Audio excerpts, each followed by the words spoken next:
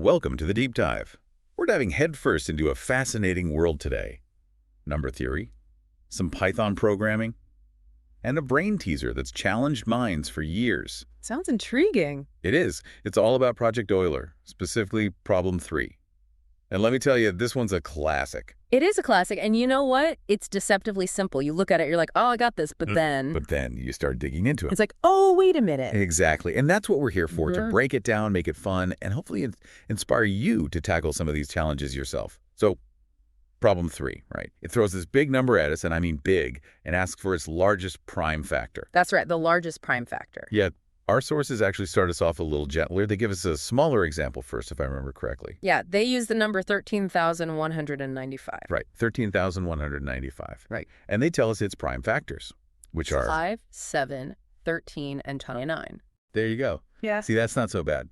So imagine breaking down a Lego creation, but instead of bricks, we're talking about prime numbers, those fundamental building blocks of, well, every number. That's a great way to think about it. Primes are essential, and this problem gets to the core of that. Exactly. But here's the catch. If we try to find the largest prime factor of that massive number in Problem 3 by just checking every single number below it, Oh, boy.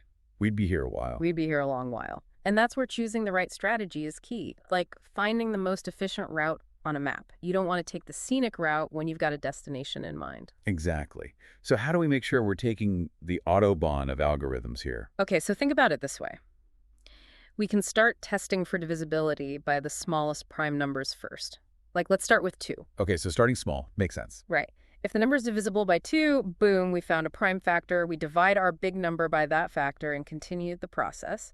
And here's a neat trick. If it's not divisible by 2, we can eliminate any of its multiples as well. Oh, I see. So we're kind of shrinking the problem down with each prime factor we find. Exactly. And we keep doing this, moving up the prime number ladder. This systematic approach is way more efficient than just brute forcing our way through every single number. Love it. Now, this is where our friend Python comes in, right? Mm-hmm. How do we translate all this beautiful logic into something a computer can understand? Python is great for this because its syntax is super readable, almost like plain English. We can use a while loop to keep dividing our target number as long as it's greater than 1. And inside that loop, we'll use an if statement to check for divisibility. If it divides evenly, bingo. We've snagged a prime factor, update our number, and keep going. So elegant. And I'm guessing we can keep track of all the prime factors we're finding along the way. You're right. We can store them in a list as we find them. That way we have a neat little collection of our prime factors at the end. I love how we're taking this massive number, breaking it down systematically, and organizing those pieces neatly. It's like prime factorization surgery in a good way. Haha, that's a good analogy. And that's the beauty of computational thinking. We take these concepts of prime numbers, combine them with tools like loops and conditional statements, and suddenly we have this elegant, efficient solution. Exactly. Now, our sources have focused on the largest prime factor. What if we wanted to find all of them? Great question. That core logic, that elegant dance with prime numbers, stays the same. We'd just tweak it a bit. Instead of stopping at the largest, we'd keep going, iterating through those prime divisors until our original number is fully factored. And we can still use our trusty list to keep track of all those prime factors, giving us a complete picture of that number's composition.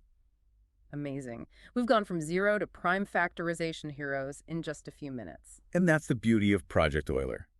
Every problem is a gateway to something deeper, a chance to blend math and coding. It reminds us that sometimes the most elegant solutions are found by understanding the fundamentals, picking the right tools, and writing some clever code. So here's something to ponder. How would you adapt this approach for truly astronomical numbers, like the ones used in cryptography? Think about the scale, the challenges. It's a fascinating avenue to explore as you dive deeper into the world of Project Euler.